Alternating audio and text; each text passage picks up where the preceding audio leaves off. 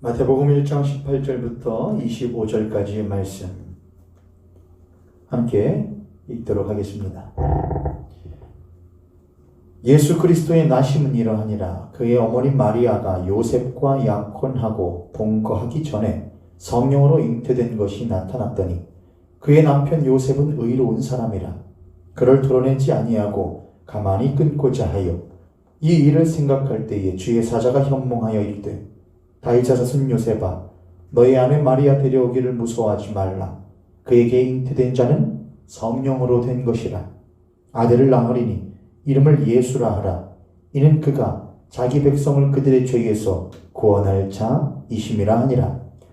이 모든 일이 된 것은 주께서 선지자로 하신 말씀을 이루려 하심이니 이르시되 보라, 처녀가 잉태하여 아들을 낳을 것이요 그의 이름은 임마누엘이라 하리라 하셨으니 이를 번역한즉 하나님이 우리와 함께 계시다 함이라.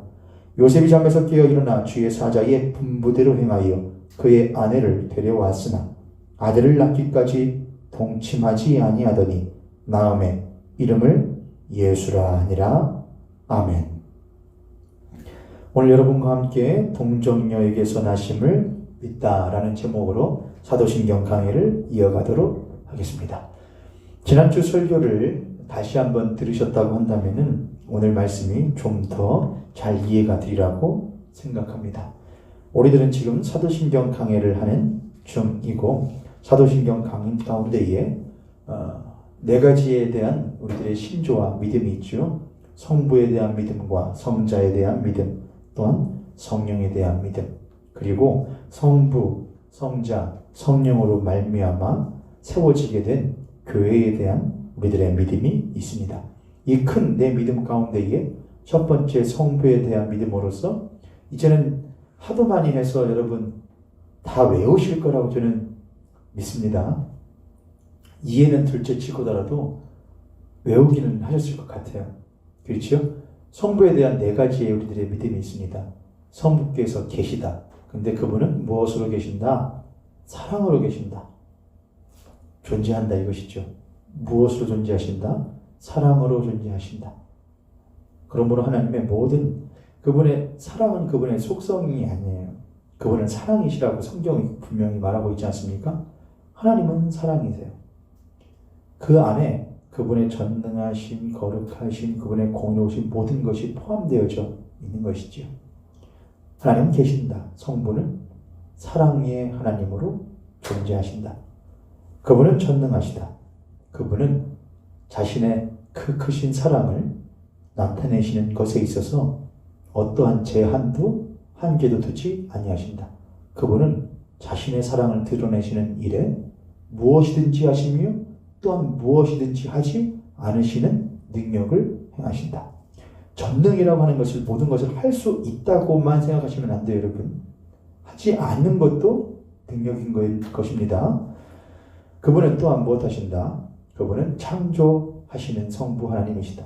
그분의 창조는 그냥 심심해서 또는 자신의 능력을 드러내고 싶으셔서 하시는 창조가 아니라 사랑이신 하나님의 그 존재를 자신의 한없는 능력으로 베풀어내시는 것이 바로 창조입니다. 그분은 그렇게 세상을 창조하셨고 또한 그분은 우리 주 예수 그리스도 안에서 우리를 새로운 피조물로 창조하셨고 또한 이 모든 세상을 새 하늘과 새 땅으로서 창조의 완성을 이루실 것을 우리는 믿습니다. 그분은 또한 무엇이시다? 우리의 아버지이십니다. 사랑의 하나님이 자신의 능력의 지극히 크심으로 세상을 창조하시고 우리를 새롭게 창조하시며 또한 새하늘과 새 땅으로 이 인간 역사를 이루어 가시는 것을 우리들이 볼 때에 가만 보니 도대체 우리가 무엇이건데 이렇게까지 우리를 귀히 여기시며 이렇게까지 우리에 대하여 수고를 아끼지 아니하시는가? 그분은 어찌하여 자신의 독생하신 아들 예수 그리스도를 아낌없이 주기까지 세상을 이처럼 사랑하시는가? 그러므로 그분만큼 우리를 사랑하시는 참된 아버지는 없으시다 라고 하는 것을 우리들은 믿습니다.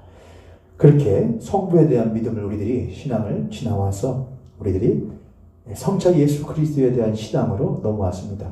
성자 예수 그리스도 또한 무엇하신다? 계십니다. 그분은 무엇으로 계시던 분이시다? 그분은 성부 하나님과 동일한 본질로서 계시던 삼위일체 하나님 가운데 한 분이신 하나님으로서 성자 예수 그리스도이시다. 그분은 하나님이시다. 그분은 신성을 가지신 하나님이시다 라고 하는 것을 우리들이 먼저 다루었고, 이제 그것을 넘어와서 그는 성령으로 잉태하사 동정녀 마리아에게서 낳으시고 라는 부분으로 넘어와서 이제 예수 그리스도의 인성에 대한 부분을 지금 다루고 있는 중입니다. 교리에 대한 것을 우리들이 이해하는 것이 다소 딱딱하고 진부하게 느껴질 수 있을지는 모르지만, 언제나 기초를 놓는 것은 시간이 오래 걸리고 보기에 화려한 것도 없어 보이지만, 기초가 튼튼하지 못하면 아무리 화려한들 나중에 넘어지고 쓰러지기 쉽다는 것을 여러분 잊지 마시고, 여러분의 신앙이 견고해지기 위해서는 화려한 것만 추구하지 마시고 뜨거운 신앙만 추구하지 마시고, 뜨거우면 나중에 뜨거워도 돼요.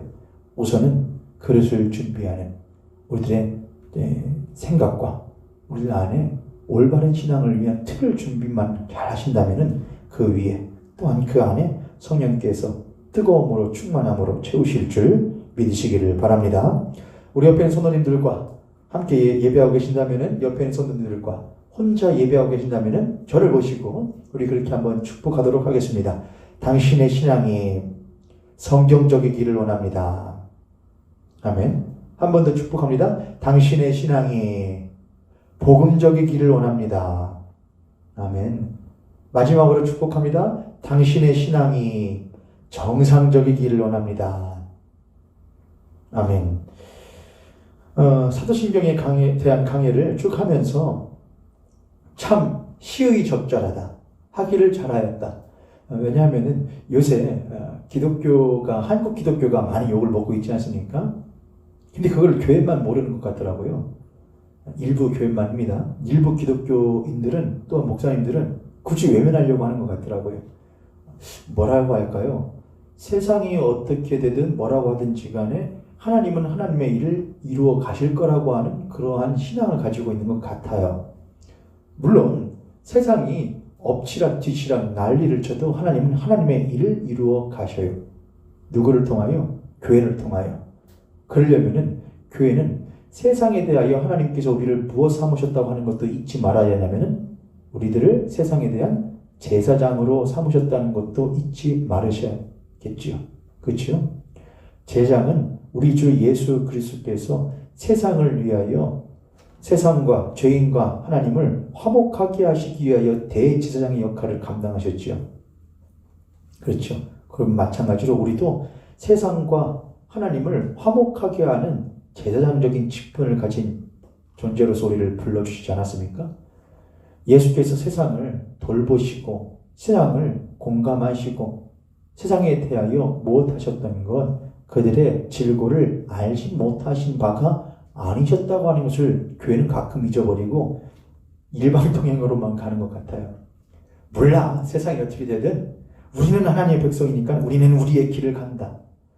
그렇게 하는 것 맞기는 한데, 동시에 우리는 못하냐? 세상을 돌아보면서 그들의 신음과 그들의 고통과 또는 우리 교회가 잘못되어질 수 있다고 하는 정직하고 겸손한 자세를 가지고, 때로는 하나님께서 이스라엘 백성들을, 구약을 보면은 이스라엘 백성들을 이방 나라들을 통하여 깨닫게 하시지 않습니까?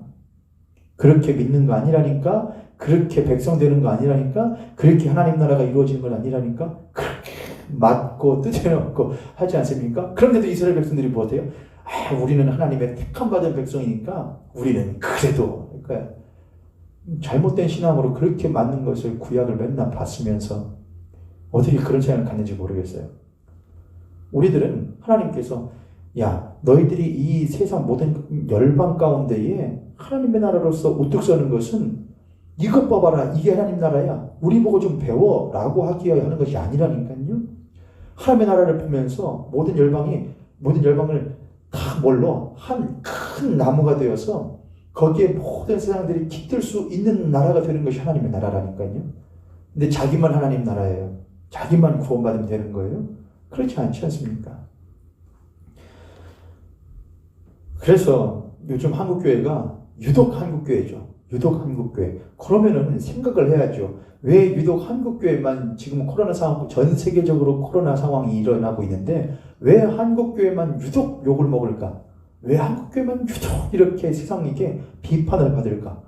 그러면 자성을 할 줄 알아야죠. 내가 뭘 잘못했을까? 내가 놓친 게 무엇이 있을까? 그러나 자성을 한다는 건 쉽지 않습니다. 가진 사람, 가진 것이 많을수록, 욕망이 클수록 자성은 쉽지 않습니다. 오히려 없을수록, 또한 꿈이 크지 않을수록, 욕망이, 또한 자신이 하고 싶은 열망이 크지 않을수록 자성은 오히려 쉽습니다. 한국교회는 지난 시간을 돌아보면서 지난 한국교회의 100년 또는 부흥기를 이루었던 짧은 50년의 역사를 돌아볼 때에 한국교회는 꿈도 크고 야망도 컸던 집단이었음을 우리들은 잊지 말아야겠죠. 기독교가 제일 잘합니다. 한국 기독교인들이요. 신앙은 뜨거웠지만 신학은 차가웠고 때로는 신앙은 부러지졌지만 신학에 있어서는 부르짖지 못했었던 우리들의 지난 과오들이 있었습니다. 그러나 신학을 접하며 올바른 교리를 정립하는 것이 절대로 바쁜 삶을 살아가는 이들에게 쉽지 않으며 또한 급박하고 긴박한 또한 뜨겁군 어떤 성취를, 성과물을 요구하는 한국인들의 특성에 잘 맞지 않기 때문에 한국은 경제 발전과 급속한 산업화의 물결 속에서 그러한 시대 사조 속에서 철저하게 하나님의 말씀을 살펴보며 그 교리가 무엇인지 우리가 믿어야 할 바가 무엇인지를 살펴보는 일에 대해서는 사실은 소홀했다고 할 수가 있겠습니다.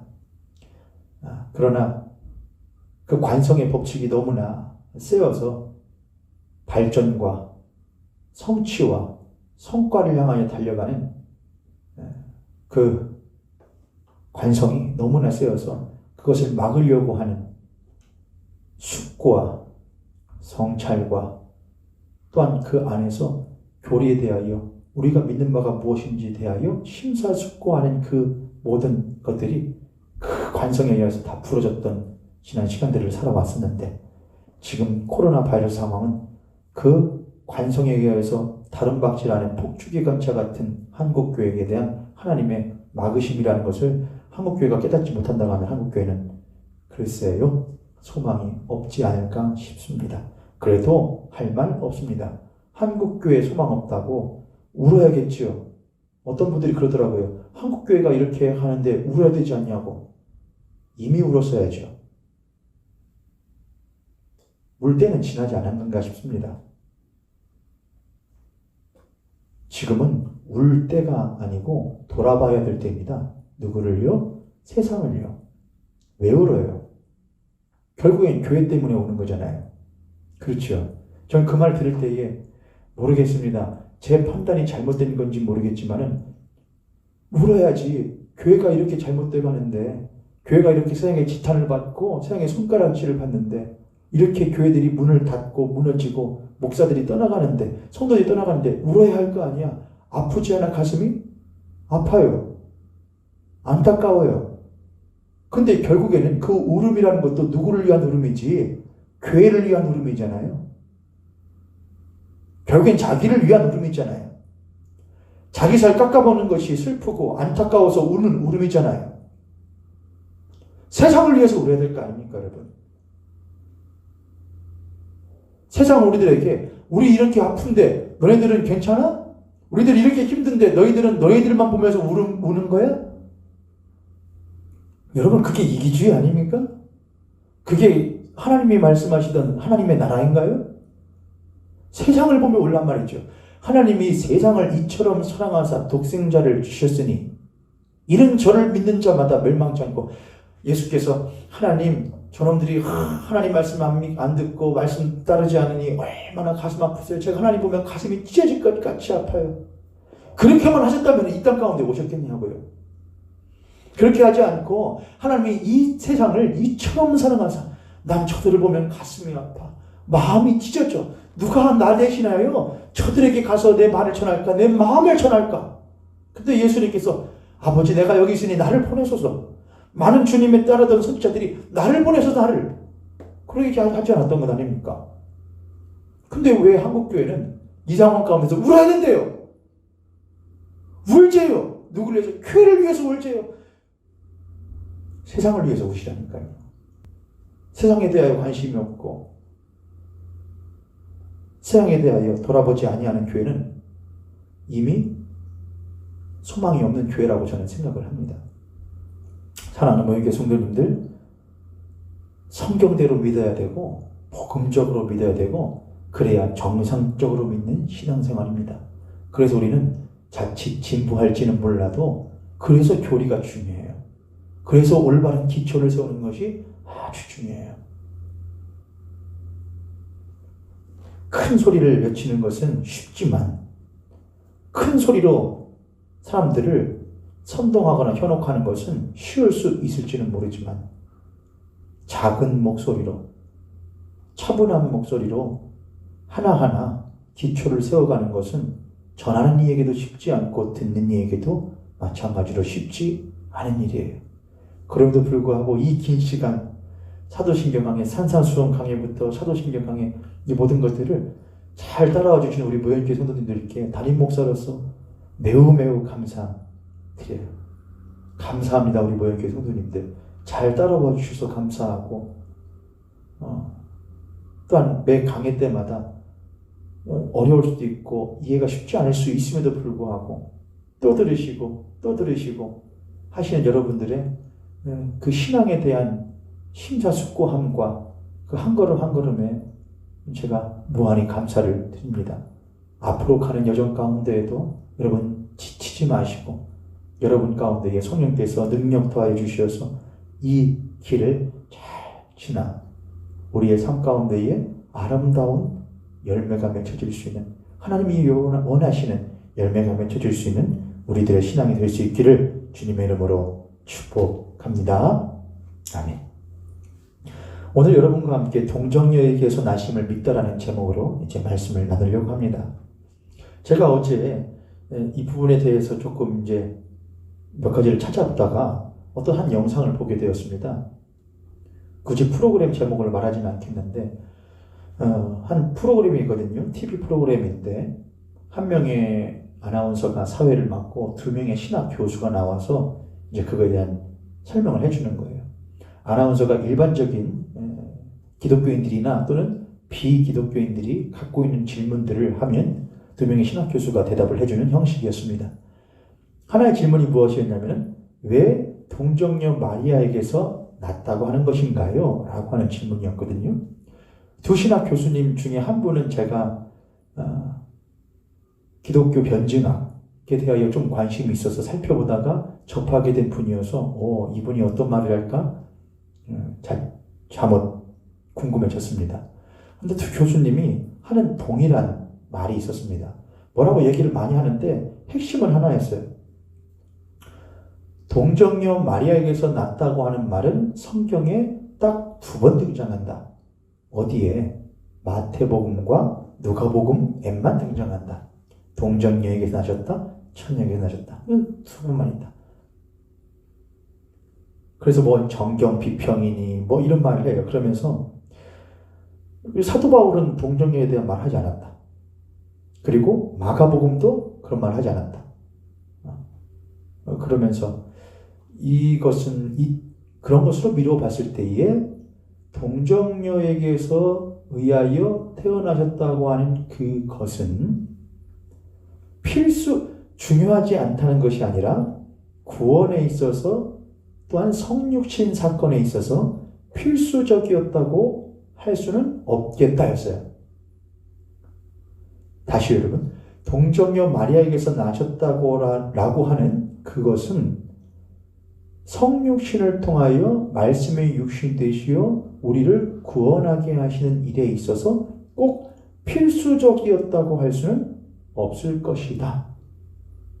중요하지 않다는 것은 아니다. 매우 중요한 교리인데 필수적이라고 할 수는 없다. 무슨 말인지 하나도 모르겠더라고요. 그러니까 그냥 속으로 주면서 열불이 나더라고요. 저 사람들이 교수가 맞나? 저 사람들이 목사들이 맞나?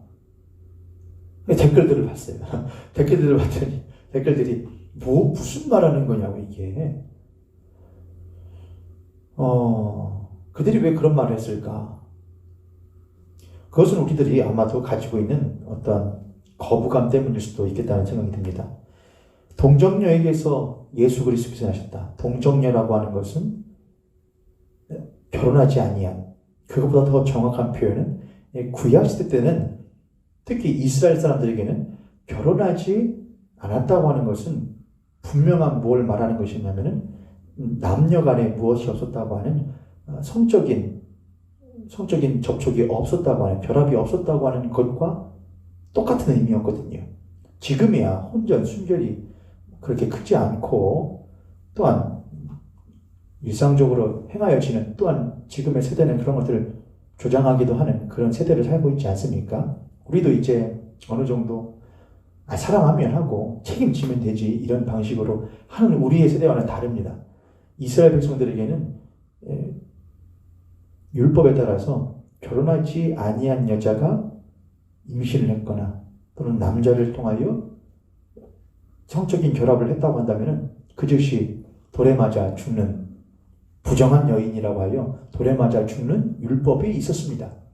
그러므로 결혼하지 않았다고 하는 것은 동시에 그 여인은 남자를 알지 못하는 동정을 가지고 있는 여자라고 이해되는 것과 일맥상통했다고 하는 것이죠.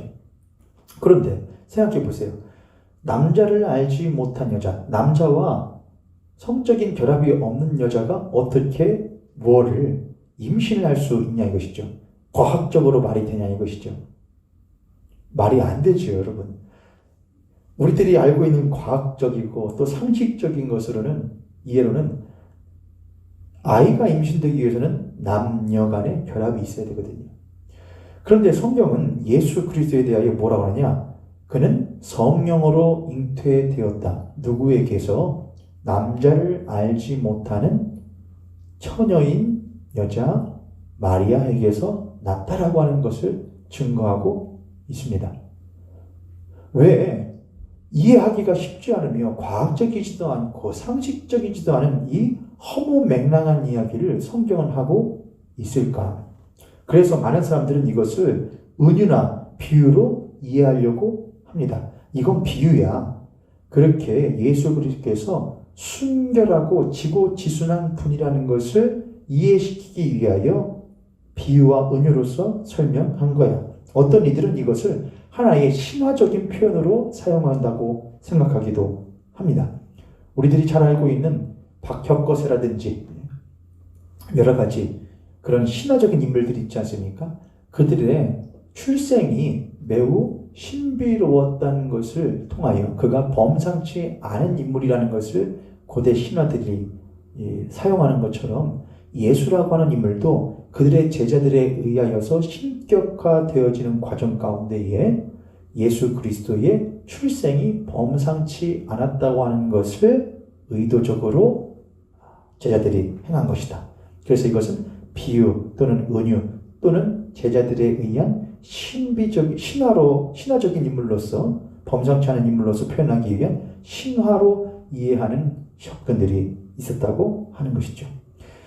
그러나 우리는 예수 그리스도께서 태어나셔서 역사 가운데에 실존하셨던 인물이라는 것을 우리들은 알고 있고, 예수 그리스도께서 십자가에 죽으실 뿐만 아니라 부활하신 이후에 그 제자들과 더불어 예수 그리스도의 어머니 또한 그의 형제들도 예수 그리스도를 믿으면서 함께 복음서를, 물론 복음서를 집필한 건 한 사람이지만 그 복음서를 함께 공유하고 또한 교회 안에서 공유되어지며 그 후대에게도 전달되어졌다고 하는 것을 우리들은 알고 있습니다. 그러니까 예수께서 생각해 보세요. 예수님의 육신의 어머니라고 하는 마리아가 살아있어요. 그래서 예수님께서 자신의 사랑하는 제자 요한에게 어머니를 맡긴다고 하지 않습니까? 살아있어요. 자, 그러면 물어보겠죠. 마리아, 솔직히 한번 말해보라고. 예수님께서 그 요셉과 당신의 잠자리가 없이 출생한 게 맞냐고. 마리아가 만약에 아니에요. 아닌데 신격화시키기 위해서 내 아들을 신격화시켜서 자기가 어떤 높은 지위를 얻기 위한 꾀임이 있었어요. 모략이 있었어요. 그래서 맞다고.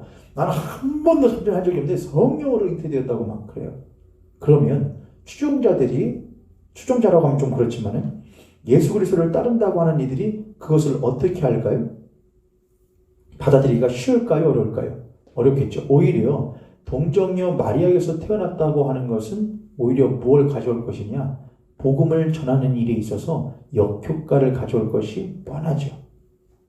이미 그에 대하여 증언할 수 있는 형제들도 있었고 예수님의 육신의 형제들도 있었고 아버지 요셉도 있었으며 어머니 마리아가 뻔하게 살아있음에도 불구하고 예수께서 무엇 하셨다고 하는 것, 동정녀를 통하여 성령으로 잉태되었다고 하는 허무맹랑한 이야기를 전달하는 것이 복음 전달에 있어서 무엇했을 것이냐? 결코 수월한 일이 아니었을 거예요. 그럼 차라리 뭘 하는 것이 나으냐? 차라리 빼버리는 것이 낫죠.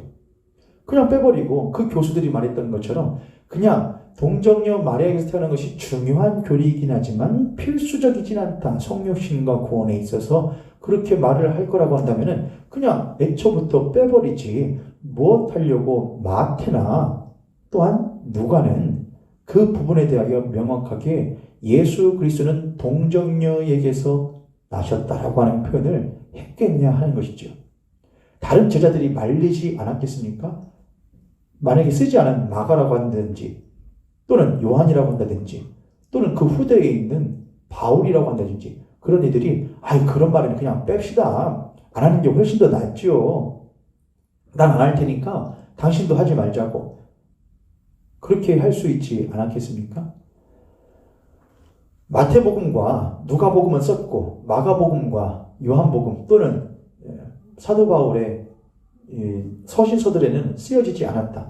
그러면 서로 간에 무엇이 되지 않는 거잖아요. 동정녀 마리아가 났다는 것이 분명하다면 전부 다 말하든가. 그러면 뭐가 되는 것이죠, 여러분? 조작이죠. 그렇죠. 야, 썼어? 그럼 똑같이 쓰자. 그건 조작이죠. 물론 마가복음의 저자인 마가라고 한다든지 또한 사도 바울의 서신서들을 통해서 보여지는 것들이 동정녀 마리아에게서 났다고 하는 표현은 없을지라도 동정녀 마리아에게서 났다고 하는 그 의미와 사도 바울이나 마가가 표현하고 있는 구원과 성육신에 대한 그 의미들은 사실 분명히 연결되어지는 것들이란 말이죠. 따로 떼어져서 설명할 수가 없는 것들이란 말이죠. 물론 성육신의 사건을 바울의 서신서만 가지고서도 이해할 수는 있어요. 하지만 동정녀에게서 났다고 하는 것과 함께 연결시켜야지만이 그것이 못할 수 있냐? 완전할 수 있다는 것이죠. 결과를 딱 가져와요. 바울의 서신서는 예수 그리스도의 성육신이란 이런 것이고 구원이란 이런 거야. 결과를 딱 보여줘요. 그런데 동정녀에게 났다는 것은 무엇이냐? 구약과 쫙 연결을 시켜서 그 사이에 있는 연계점의 역할을 한단 말이죠.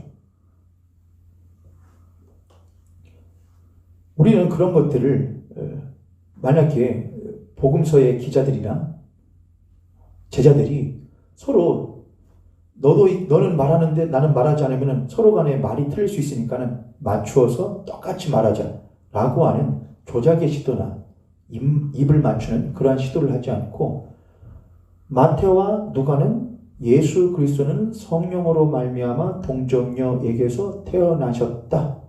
그 여인은 그 육신의 어머니 마리아는 지금도 우리와 함께 있다라고 하는 그것을 분명하게 기록해놓고 또한 누가와 바울도 그 여인은 분명하게 우리와 살아있어. 그런데 그 동정녀에게서 나셨다고 하는 그 의미는 예수 하나님의 나라를 이루며 또한 하나님의 구원을 이루는 데 있어서 이렇게 펼쳐지는 거야 라고 더 확장시켜서 이야기를 한 거란 말이죠. 마태와 누가는 실제의 사건에 대해서 말을 하고 바울이나 또는 마태나 누가는 실제의 사건. 이건 사실이야. 이건 실제야. 예수 그리스도는 성령으로 말미암아 동정녀 마리아에게서 나왔어. 이것이 우리가 사람들에게 복음을 전하는데 비과학적이며 비상식적이어서 분리할 수 있을지 몰라. 하지만 이거는 사실인 걸 어떻게? 그래서 우리는 기록을 해. 마가나 바울은 맞아. 그건 사실이야. 그 사실이 어떠한 의미를 가지고 있는지, 구원과 하나님의 나라에 대해서 어떠한 의미를 가지고 있는지 내가 이렇게 설명을 해볼게 라고 한다는 것이죠. 이해되셨나요, 여러분? 마태복음의 저자인 마태나 누가복음의 저자인 누가는 말을 하고, 마가복음의 저자인 마가나 요한복음의 저자인 요한은 말을 하지 않았다고 하여서 그것이 누구에게는 있고 누구는 없기 때문에 불확실한 것이라고 말할 수 있는 것이 아니란 말이죠. 마태나 누가는 실제적인 사건에 초점을 맞춰요. 그래서 여러분 마태복음과 누가복음을 보면은 마태복음 1장, 누가복음 1장에 예수 그리스도의 출생에 대한 이야기들이 나오거든요. 우리들이 되게 성탄절날 크리스마스 성극을 하면은 그걸 배경으로 해요. 왜요? 막 사실적으로 이야기가 그려져 있거든요. 어디에서 나셨고, 어떻게 태어났고, 그때 누가 왔었고, 뭘 보았고, 어디에 누워 있었고, 그에 대해 어떤 말씀들이 있었고, 막 사실적인 이야기들이 있어요. 그건 이야기 중심이 있단 말이에요. 사실된 이야기. 그럼 마가복음이나 또는 요한복음은요, 그것의 의미에 대해서요. 바울의 서신서들이요. 그것의 의미에 대해서요. 그것이 과연 어떠한 의미를 가지고 있는가? 동정녀에 대한 말을 하지 않았다고 하여 동정녀에 대해서 부정하는 것이 아니란 말이에요. 동정녀에 대해서 말하지 않았다고 해서 부정하는 것이 아니라 그 동정녀에게서 나셨다고 하는 그 성령으로 잉태됨이 뭘 의미하고 있는지를 그들은 더욱더 확장시켜서 사도 바울이나 요한은 말했다는 거예요. 마가는요. 이해되셨습니까? 우리도 똑같습니다. 우리도 예수 그리스도께서 동정녀에게서 나셨다고 하는 것이 비과학적이며 또한 비상식적인, 이건 도저히 인간의 이성으로는 이해할 수 없다고 하여 우리도 똑같이 그것을 비유나 은유 또는 신화로서 이해해서는 안 됩니다. 우리들은 이것은 분명한 사실이다. 이것은 분명한 사실이며 예수 그리스도의 제자들은 그것에 대하여 목숨을 걸고 복음을 전하던 사람들이었고, 우리들은 똑같이 그것을 신앙의 교부들이 또한 신앙의 선배들이 우리들에게 교리로서 전해 내려주게 된 것들, 신조로서 우리는 이걸 믿어 라고 하는 우리들 또한 목숨 걸고 크레도 하고 있음을 우리들은 알아야 할 것입니다. 이것을 이해하기 위해서 우리는 두 가지의 정의를 분명히 해야 됩니다. 첫 번째, 동정녀라고 하는 것은 아까 제가 말씀드린 것처럼 남자를 알지 못하는 여자. 이거에 대해서 히브리어로 알마네, 베툴라네 이런 말들을 하더라고요. 알마는, 성경에서 알마는 진짜 처녀를 말하는 것인데, 알마는 진짜 처녀를 말하는 것이 아니라 베툴라가 진짜 처녀를 말하는 것이다. 그런데 알마는 뭐다? 처녀가 아니라 젊은 여자를 말하는 것이다. 막 말장난 하던데, 참 동정녀라니까요. 그냥요. 동정녀에서 태어나야 성경이 올바르게 이해되어진다니까요. 우선 정의 하나 있습니다. 동정녀, 남자를 알지 못하는, 남자를 경험하지 못한 여자, 동정녀. 두 번째 정의입니다. 성모 마리아냐, 동정녀 마리아냐? 동정녀 마리아예요. 성모 마리아라는 것은 무엇에 초점이 있느냐? 마리아라고 하는 한 여자의 신성에 초점이 있어요. 그래서 성부, 성자, 성령, 성모죠. 삼위일체가 아니라 사위일체예요. 성모라고 하는 여자는 인간이었지만은 그를 무엇에 가까운, 그가 성자를 잉태했는데 어떻게 그가 단순히 인간일 수가 있겠느냐? 저와 여러분은 인간이죠. 근데 우리 안에 무엇이 있죠? 예수 그리스도께서 계시죠. 어떻게 성자께서, 거룩하신 하나님께서 저와 여러분 같은 죄인들 가운데에, 인간 가운데에 친히 자신의 자리를 트십니까? 자신의 계실 자리를 어떻게 위치하시냐고요? 말이 되나요? 그래서 우리는 새로운 피조물이라고요? 그래서 우리는 하나님께 합하여진 사람이라고요? 예, 맞아요. 그렇다고, 그래서 우리는 뭐죠? 성도라고 부르죠. 성도. 그런 의미에서라고 하면 이해해요. 마리아라고 하는 여인도 성도이다. 많은 무리들 가운데에 예수 그리스도로 말미암아 구원받은 죄인들 가운데의 한 명이다. 그런 의미로서 성도라면 이해해요. 그러나 그가 추앙받을 존재로서 성모가 된다면 그건 이해할 수 없어요. 우리는 예수 그리스도의 전적인 은혜로 말미암아 구원받은 죄인이에요. 우리에게서는 그러므로 성도라고 칭함받을 만한 자격도 우리에게는 없고 의미도 우리에게는 찾을 수가 없는 거예요. 그 모든 의미와 또한 가치는 자격은 누구로부터 나오게 되는 거냐? 우리를 거듭나게 하신 예수 그리스도로 말미암아 얻어지는 거예요. 그러므로 우리의 영광이라고 하는 것은 예수 그리스도께서 우리의 영광이 되시는 것이지 우리는 받을 영광이 없는 거예요. 우리가 영광 받는다고 한다면 우리의 머리 되시는 예수 그리스도가 영광 되시는 것이 우리의 영광 되는 거예요. 할렐루야. 똑같이 성모라고 하는 그 마리아, 예수 그리스도를 잉태했던 그 여인도, 여자도 우리와 똑같은 죄인이에요. 그런데 그러한 여인에게서 나신 예수 그리스도로 말미암아 그 여인도 뭘 하게 됐냐? 구원받은 죄인 가운데의 한 사람이 되는 거예요. 그도 많은 무리 가운데 성도들 가운데의 한 사람인 것이지 그가 예수 그리스도를 잉태했다고 하여 무엇이 되는 것은 아니냐? 하나님의 자녀라는 성모가 되는 것은 절대로 아니란 말이죠. 그래서 우리들은 마리아를 성모라고 칭하는 것에 대하여 배격해요. 이것은 종교개혁을 지나면서 구교회, 카톨릭이 가지고 있었던 잘못된 인간에 대한 우상화, 그런 것들을 배격하면서 개신교가 나오게 된 것들 가운데 하나였거든요. 하지만 여전히 행하여지고 있죠. 우리는 그래서 무엇에 초점을 두느냐? 마리아라고 하는 여인에게 초점을 두지 않고 그 마리아라고 하는 여인에게서 동정여인 마리아에게서 태어나신 예수 그리스도에게 초점을 맞춰요. 마리아에게 초점을 맞추면 성모 마리아라는 표현을 하게 돼요. 그러나 예수 그리스도에게 초점을 맞추게 되면 그 마리아는 떨어지죠. 왜요? 예수 그리스도가 중요한 것이 그 여자가 중요한 게 아니거든요. 구원자 되신 예수 그리스도의 출생이 중요한 것이지 그를 잉태한 여인이 그보다 더 중요한 것이 아니거든요. 그러므로 그 여인은 무엇이라 불려지느냐? 동정녀 마리아였다. 그는 하나님의 뜻에 순종한 동정녀 마리아였다. 그로 말미암아 예수 그리스도가 태어나게 되셨다. 그게 예수에게 초점이 맞춰져 있는 올바른 표현인 것이죠. 그래서 우리는 표현할 때에 성모 마리아라고 표현하지 않습니다. 개신교인은요. 뭐라고 표현하죠?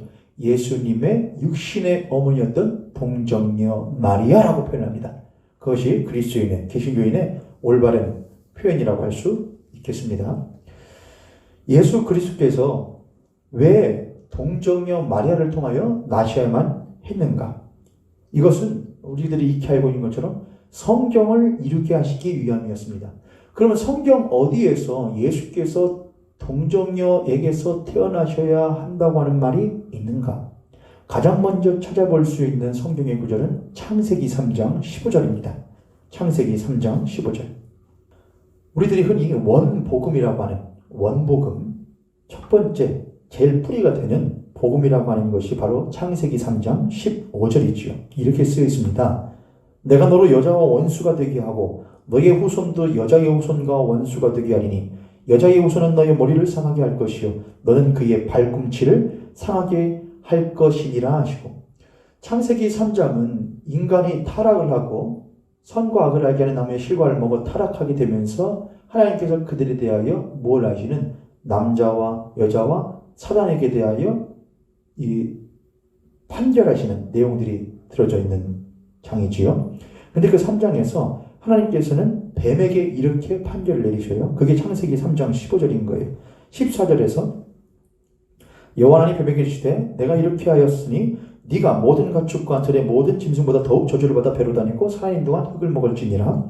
15절에 내가 너로 여자와 원수가 되게 하고, 그러니까 뱀은 사단을 말합니다. 사단으로 하여금 여자와 원수가 되게 하고 너의 후손도 여자의 후손과 원수가 되게 하리니 여자의 후손은 너의 머리를 상하게 할 것이고, 여기서 말하는 여자의 후손이라고 하는 것은 우리들이 예수 그리스도라고 말을 하거든요.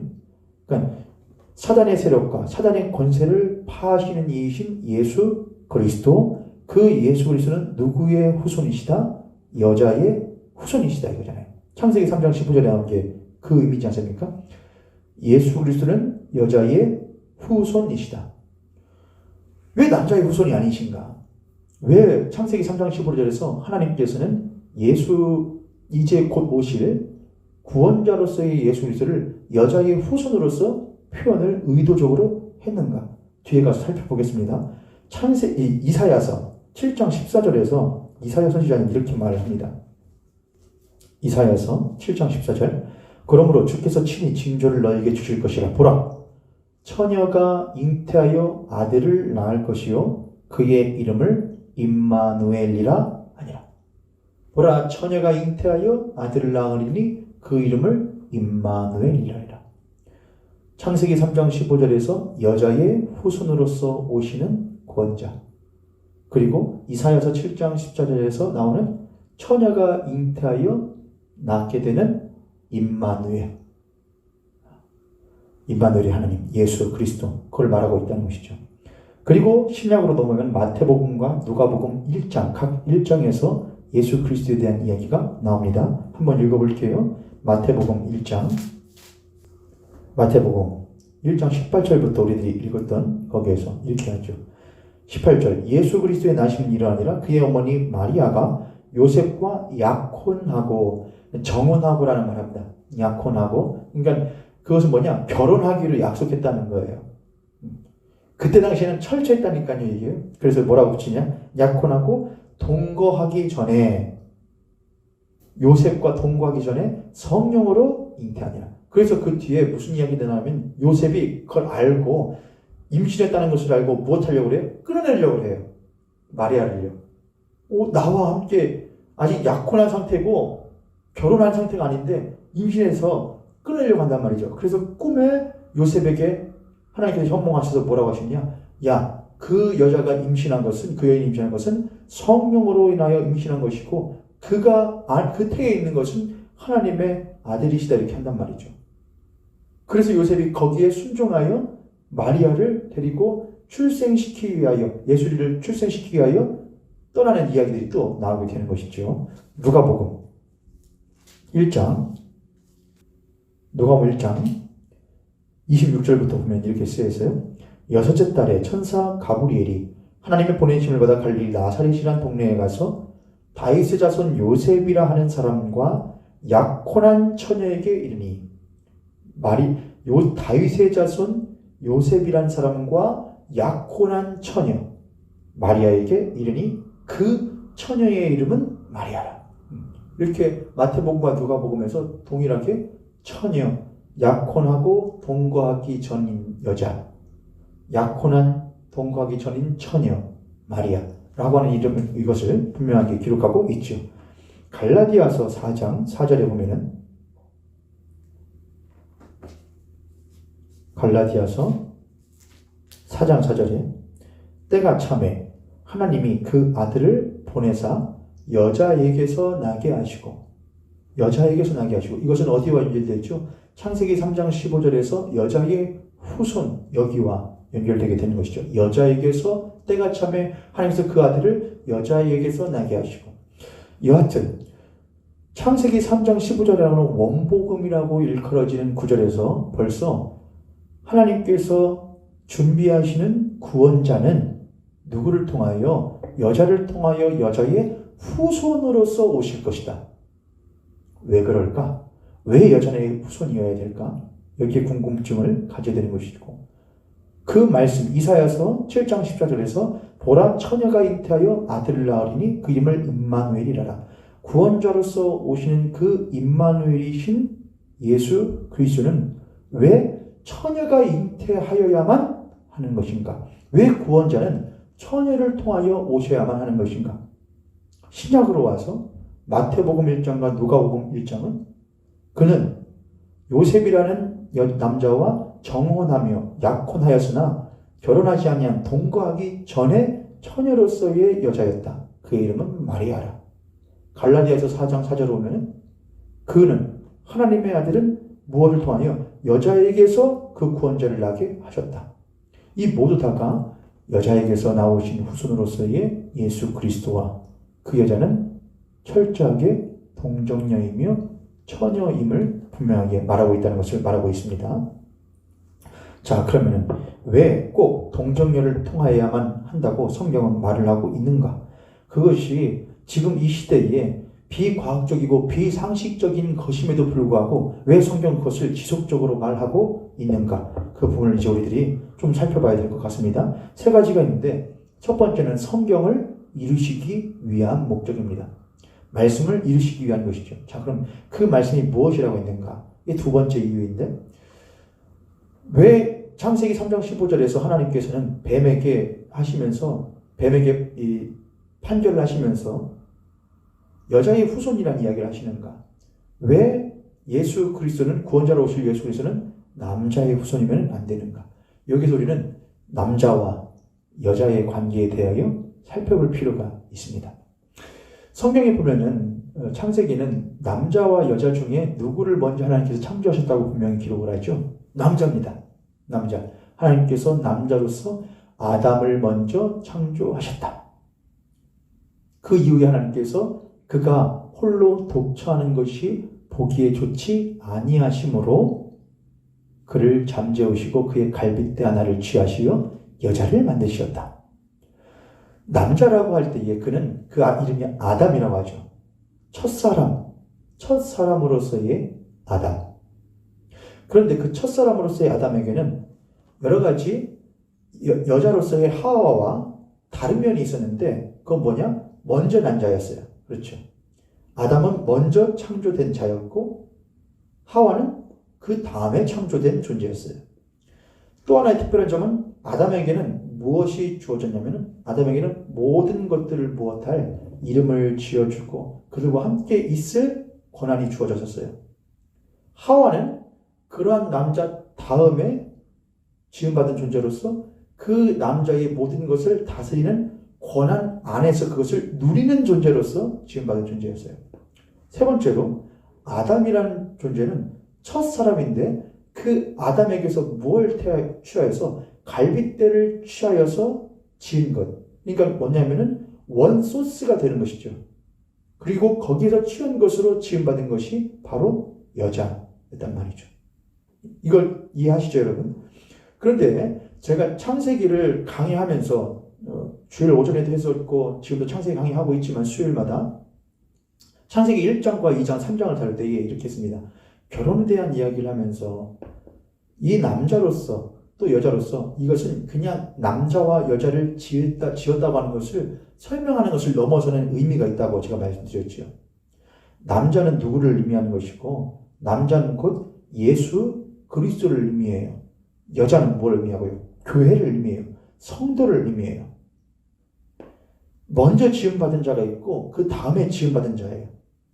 다음에 지음받은 자는 그 먼저 지음받은 자의 죽음으로부터 출생하게 돼요. 태어나게 돼요. 아담이 잠들었다고 하는 것은 죽음을 의미하고 그 아담의 갈빗대를 취하여 그 아담의 갈빗대에서 살과 피를 흘려내 지음받은 존재가 누구냐? 여자로서의 하와인 거예요. 예수 그리스도께서 십자가에서 죽으시고 그 옆구리에서 피와 살과 피를 흘려 자신의 살을 내어주시고 자신의 피를 흘려주셔서 그것을 먹고 지음받게 된 세워지게 된 존재가 뭐냐? 바로 교회인 것이죠. 여자는 교회예요. 자, 남자는 첫사람이에요. 첫사람으로서의 아담. 그리고 여자는 뭐냐? 교회예요. 교회는 남자에게서 남자로서부터 받은 것을 가지고 그걸 잉태를 해요. 그걸 통하여 생육하고 번성하여 땅에 충만하게 되는 이치가 있게 되는 것이죠. 첫사람인 남자가 있고 그로부터 지음받은 여자가 있다. 남자로부터 뭘 받아서 씨를 받아 그 여자는 그걸 잉태하여 뭘 하게 된다? 생육하고 번성하여 땅에 충만하게 하는 일을 하게 된다라고 하는 것이죠. 여기까지 이해되셨습니까? 제가 10분만 더 하고 다음 주에 이어서 할 겁니다. 10분만 더 여러분 들어주세요. 자, 그러면은 근데 문제가 생겨요. 남자에게서 문제가 생기는데 남자에게 하나님께서 주신 또 하나의 특별한 것은 여자와 특별한 것은 뭐죠? 그에게 사명을 주셨다는 거예요. 사명, 그건 뭐냐? 다스림에 대한 사명이었어요. 그래서 아담은 하나님 안에서 모든 피조물을 다스릴 권한을 가져요. 여러분, 다스린다고 해서 자기 마음대로 소견에 오른 대로 했다는 것은 아니에요. 왜냐하면 아담은 그를 창조하신 하나님의 뜻 안에서 그 피조물을 하나님의 뜻대로 다스릴 권한을 가지고 있었다는 것이죠. 그래서 아담은 무엇이냐면은 아담은 중보자인 동시에 하나님의 권한을 부여받은 대사로서의 역할을 감당하는 것이었단 말이죠. 그런데 남자는 또한 동시에 뭘 할 수 있냐? 여자를 다스리기도 했단 말이죠. 그래서 여자분들 기분 나빠하지 마세요. 창세기 3장에 보면은 이렇게 쓰여 있습니다. 16절 또 여자에게 이르시되 내가 너에게 임신하는 고통을 크게 더하리니 네가 수고하고 자식을 낳을 것이며 너는 남편을 원하고 남편은 너를 다스릴 것이니라 하시고 이전에는 이걸 하려면 사실 이제 다음 주까지 할 생각이긴 했지만은 동정녀에게서 태어나셔야만 했다고 하는 그 교리를 이해하기 위해서는 이 창세기에 대한 부분을 이해하는 것이 매우 중요해요. 우리들은 창세기에서 하나님께서 뱀에게 하신 것은 뭐냐? 뱀에게 하신 판결이 있고 여자에게 하신 판결이 있고 남자에게 하신 판결이 있어요. 우리는 그걸 다 뭘로 받아들이죠? 저주로 받아들여요. 근데 가만히 보세요. 뱀에게 한 저주가 있었죠. 너는 종신토록 흙을 먹을 것이며 배로 기는 종신토록 흙을 먹을 것이야. 해놓고 3장 15절에 뭐라고 하냐? 너희의 후손은 여자의 후손 되고 뱀이 들을 때는 기분 나쁜 거지만은 아담과 하와가 들을 때는 제가 예전에 한번 했습니다. 아담과 하와가 들을 때는 무엇한 이야기예요? 이게 기분이 나빠야 되냐 좋아야 되냐? 좋은 일이잖아요. 여자의 후손은 너의 머리를 상하게 하고 너는 그 여자의 후손의 발꿈치를 향하게 한 여자의 후손은 너의 머리를 상하게 할 것이라. 그러니까 하와가 가만히 옆에서 듣고 있으면 무엇하는 거예요? 좋은 것 같은데? 왠지 혼나고 있는 것 같지만은 왠지 기분이 좋은 거잖아요. 저주예요. 저주면은 너 같은 건 죽어야 되고 너 같은 건 쓸모가 없고 너 같은 건 아예 다 싹 그냥 해버릴 거야. 이게 저주죠. 아무리 해봐라. 아무리 해도 너네들은 소생의 가치가 없어. 절대로 너네들은 희망이 없을 거야. 이렇게 해야 저주죠. 근데 여자의 후손은 너의 후손의 머리를 상게 하고 가만히 옆에 들고 있던 여자가 들을 때 무엇한 이야기예요? 기분 좋은 이야기잖아요. 그렇죠. 그리고 여자에게 저주라고 말하는, 저주라고 우리가 이해하는 말하시죠. 뭐라면, 야, 너는 임신하는 고통을 크게 더하리니. 물론 이것은 우리 여자분들에게 큰 고통이라고 저는 생각을 합니다. 얼마나 힘들게 아이를 낳죠. 근데 여기서 말하는 것은 단순히 여인이 아이를 낳을 때에 갖게 되는 육체적인 고통만을 의미하지는 않아요. 물론 여인은 아이를 출생함으로써 생명에 대한 소중함을 경험하는 중요한 전환점을 맞게 되기도 하죠. 물론 그래서 아이를 출생해 본 엄마와 출생하지 못한 사람 여인과 차이는 사실 매우 큰 것이기는 하죠. 여하튼 이것은 단순히 육체적인 출생만을 의미하는 것은 아니에요. 여자에게 하나님께서 저주했다고 하는 내용을 보니까 임신할 거야. 임신은 어차피 하는 거예요. 근데 고통을 크게 더한다는 것. 두 번째, 너는 그리고 자식을 낳을 것이다. 그리고 너는 남편을 원한다. 남편을 원한다. 좋은 거야, 안 좋은 거예요? 좋은 거 아니에요, 여러분? 물론 말씀을 듣고 계시는 우리 여자 성도님 가운데 이게 남편을 원하지 않는 여자분들도 계시겠죠. 저 사람 꼴보기도 싫어. 안 보고 싶어. 그런 분도 계시겠죠. 하지만 그것은 본심이 아니잖아요. 남편을 원해. 남편의 사랑을 받고 싶고 남편의 인정을 받고 싶고 남편의 품을 원하고 그 남편에게 사랑받는 아내가 되고 싶은 건 모든 여자분들의 것이죠. 다만 못할 뿐이죠. 그 남편이 그렇게 안 해주고 못하고 하기 때문에 그런 것이니까요. 그러니까 너는 남편을 원하고 저주의 저주 아니에요. 이게 뭐가 저주예요? 축복이죠. 여러분 다 그러실 거 아니에요. 내 남편이 나를 사랑만 해줘봐. 나를 품어주기만, 나를 인정해봐. 나는 항상 그 남편을 원해. 저주가 아니잖아요, 여러분. 그 다음에 남편은 너를 못할 거라. 다스릴 것이라. 여러분 여기서 말하는 다스린다 하니까는 막 들어 안 들어. 이런 이미지를 생각하는 게 이게 나쁜 것이지. 만약에 그 남편이 다스림에 있어서 뭘로 다스린다고 한다면은, 네, 사랑으로 다스려요. 하나님은 인정함과 사랑과, 제가 잘 못하는 걸 말하려고 하니까 쑥스럽네요. 아내를 대할 때의 사랑함과 자비로움과 인정함과 꼭 누구를 닮은 것처럼 예수 그리스도의 마음을 닮은 남편이 그 아내를 그런 모습으로 다스린다고 하니 그 다스림 받을 거예요, 안 받을 거예요? 왜 안 받아요? 나 좀 그렇게 대해줘요. 나를 그렇게 다스려줘요. 나 당신의 그런 아내가 되고 싶어요. 이게 왜 저주예요? 무슨 말씀인지 이해하시겠어요? 이건 저주가 아니란 말이에요, 여러분. 이건 복음이었단 말이에요. 단지 이것을 실행할 수 있는 남편이 없단 말이에요. 이해되셨죠? 첫째 사람인 아담은 이 여자에게 그것을 이루어 줄 수 있는 남편이 안 돼요. 남편감이 아니란 말이에요. 그래서 그것을 이루어 주실 수 있는 다른 남편이 오셔야 해요. 그 아내를 사랑과 인자와 인애로서 한없이 자신의 생명을 내어주기까지 그 아내를 사랑함으로써 그 사랑으로 다스리는 그 남편을 아내는 원해요. 남편을 원해. 그런 남편의 다스림을 원해요. 그게 교회란 말이에요. 그런 남편이 없어요.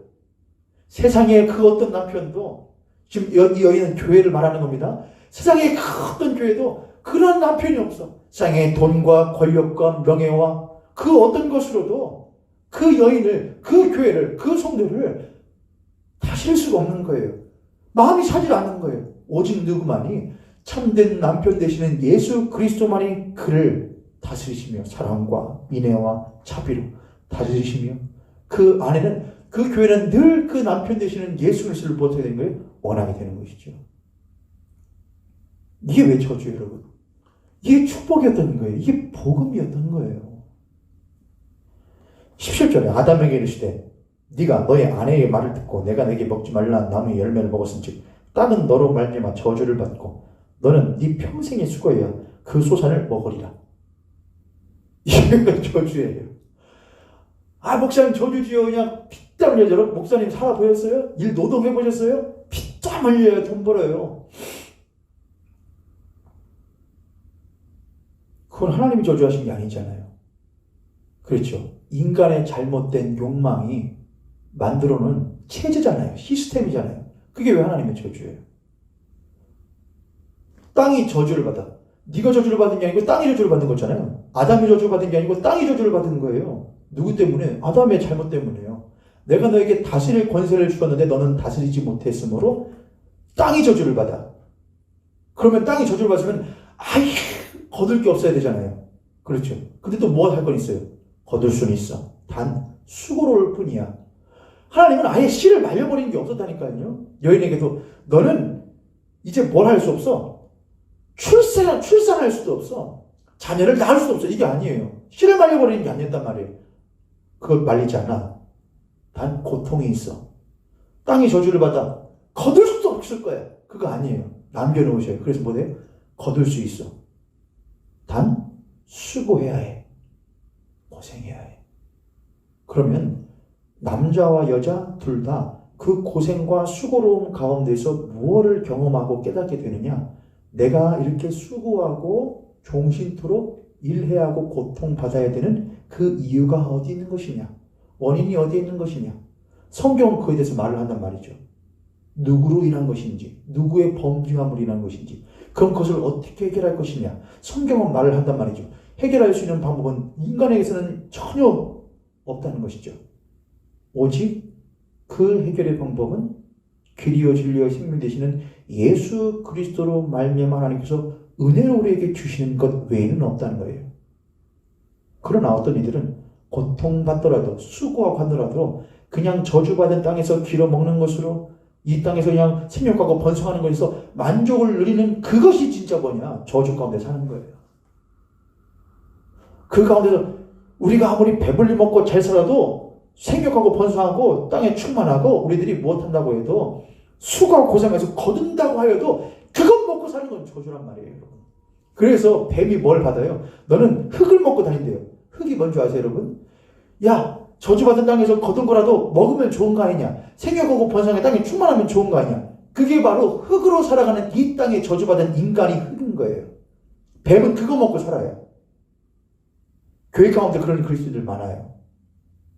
오직 무엇 먹을까 무엇 마실까 그것에 전전긍긍하면서 피땀 흘려 고생하여 거둔 것에 감사하면서 하나님 내가 이것 먹고도 죽을 수밖에 없으나 우리의 생명의 양식 되시며 음료 되시는 예수 그리스도로 말미암아 살 수 있음을 나는 믿습니다로 나아가지 못하고 그저 하나님 그거 주세요. 먹고 하면은 하나님 감사합니다 하고선 살아가요. 그거 주는 거라니까요. 사단마귀에게 먹히는 거라니까요. 우리는 그걸 많이 잊어버리고 살아요. 하나님 먹을 게 없어요. 무엇할 게 없어요. 그것 좀 주세요. 줘요. 감사합니다. 잘 먹겠습니다. 고맙습니다. 역시 하나님이 최고입니다. 뱀이 와서 싹 먹은 거라니까요. 여기까지만 제가 갑자기 생각이 났어요. 여기까지만 하고 제가 오늘 마무리를 짓고 다음 주에 이어서 할게요. 엘리야 선지자가 있는데 제가 엘리야 선지자 이야기를 요즘에 잘 이렇게 성경 이야기를 아이에게 해주거든요. 재밌게 해주니까 재밌나 봐요. 계속 해달라고 해요. 엘리야 선지자가 바알을 섬기는 아합 왕과 이세벨을 책망하죠. 하나님의 뜻에 따라서. 그리고서는 아합 왕의 이세벨의 횡포에 의하여서 잠시 동안 도망가 있는 때가 있었습니다. 어디에서는 그릿 시내가에 있었거든요. 그릿 시내가에 있을 때에 그릿 시내가에 있는 시냇물을 마시고 또 하나님께서 까마귀를 통하여 주시는 떡을 먹으면서 연명을 해요. 근데 시냇물도 비가 오지 않아서 저주를 받아서 바알을 섬기는 아합과 아세라로 인하여서 이스라엘 땅이 하나님께 저주를 받아 비가 오지 않았거든요. 3년 반년 동안. 그래서 시냇물이 말라요. 그리고 까마귀도 더 이상 오지 않아요. 그때 이 엘리야가 하나님께 기도하죠. 없다고. 그때 하나님께서 주시는 음성이 뭐냐면 너 마을로 와서 한 여자를 만나라. 그 여인에게서 양식을 받아요.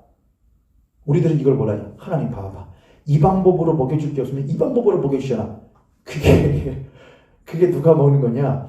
그렇게 생각하는 사람들은 항상 생각하는 목적이 뭐예요? 뭐 먹으면 해요? 아무튼 살아야 할 거 아니야. 아무튼 먹고 살아야 할 거 아니야. 먹고 살려면 몰라. 돈을 통해서 뭘 주든 세상이 주든 하나님 주든 아무튼 먹고 살 것만 먹고 살면 되는 거 아니야. 그게 흙이에요. 그게 인간이에요. 죄인이에요. 그리고 뱀은 그걸 먹으러 다녀요. 사단은 그것을 종으로 삼아요. 그게 사람이 생각하는 성경에 대한 이해예요. 그거 아니라니까요. 하나님이 너 그 과부에 가서 그 여인에게서 과부 아니죠. 과부인가요? 여인에게 가서 달라고 그래. 그래서 양식을 얻어요. 물과 한 번 할 것 남았었던 그걸로 빵을 먹어요. 그게 뭘까요, 여러분? 성경을 아는 사람들은, 복음을 아는 사람들은 그게 무엇을 의미한다는지 알아요. 이 땅 가운데에 저주로 인해서 생물이 마르고 다 하였을지라도 하나님께서는 하나님의 택한 백성에게, 택한 선지자에게 무엇을 주신다? 하나님의 특별한 방법으로 주시는 영원한 양식과 음료를 허락하여 주신다. 그래서 그게 뭘 의미하느냐? 우리의 영원한 생명의 음료와 양식 되시는 예수 그리스도를 의미하는 거란 말이에요. 그것을 엘리야가 먹고 또 뭘 하러 가느냐? 아합과 이세벨에게 당당하게 나가서 뭘 하냐? 그렇게 하면 안 된다고. 당신으로 말미암아, 당신 우상 숭배로 말미암아 하나님께 저주를 받는 거라고 하고 뭘 하냐? 영적 대결하는 거예요. 거기서요. 바알을 섬기는 선지자들과 엘리야 혼자서 영적 대결해요. 뭐 먹고 하는 거예요? 하나님께서 그에게 허락해 주신 그 양식이 그게 얼마나 됐다고요? 그게 예수 그리스도라니까요. 무서워서 떠난 엘리야가 그걸 먹고 담력을 얻어 나가서 영적인 전쟁을 해서 이긴단 말이에요. 그거는 세상에서 준 음식을 먹음으로써 얻어지는 것이 아니라 우리의 영원한 양식 되시며 능력 되시는 예수 그리스도를 먹고 마심으로써 되는 거란 말이에요. 할렐루야. 이해되셨어요, 여러분? 여러분, 우리가 동정녀 마리아에게서 태어나셨다고 하는 것이 왜 중요한가? 그것은 우리들의 구원과 성령신과 밀접한 관련이 있어요. 그래서 사도 신경도 그 부분을 강조하고 있고, 우리가 뒤에서 말하는 니케아 신경도 그 부분을 말하고 있고, 제가 지난주에 봤던 벨직 신앙 고백도, 하이델베르크 요리문답도 그런 것들을 다 말을 해요. 그럼 그것이 어떤 의미를 가지고 있느냐? 그것은 창세기에서부터 들여보지 못하면 우리가 이해할 수가 없어요. 그래서 우리는 창세기를 돌아가서 창세기에 있었던 아담과 하와 그리고 뱀에게 있었던 하나님의 판결에 대한 내용을 가지고 지금 유추해 보고 가고 있는 것이죠. 다음 주에 이어서 이 부분을 더욱더 이제 깊게 다루어 갈 것이니까 여러분께서 오늘 했던 말씀을 다시 한번 들어보시고 꼭 오늘 했던 창세기 3장 15절에 있었던 그 16, 17, 18 이 3장 내용을 한번 여러분 꼭 집에서 읽어보시고 또한 그것을 마태복음 1장과 누가복음 1장과 같이 연결해서 한번 집에서 읽어보실 수 있기를 권합니다. 그래서 동정녀 마리아에게서 성령으로 잉태하셨다고 하는 그 신앙에 대한 고백이 우리들에게 상식과 이성을 뛰어넘어 역사되어지는 참된 우리의 신앙이 되어질 수 있기를 주님으로 간절히 축복합니다.